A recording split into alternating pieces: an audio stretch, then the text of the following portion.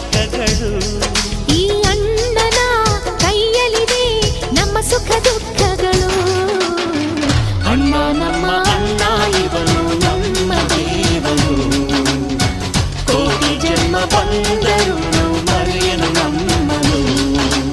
ತಿಂಗಳ ಬೆಳಕಿನ ಅಂಗಳದಲ್ಲಿ ಅರಳಿದ ಪ್ರೀತಿಯ ಸಂಚಾರ.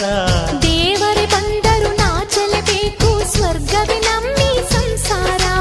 ನಮ್ಮೊಳಗೆ ನಮ್ಮೆದೆಯೊಳಗೆ ನಮ್ಮೊಳಗೆ ನಮ್ಮೆದೆಯೊಳಗೆ ಆ ಸಾವಿರ ಕನಸು ಇದೆ.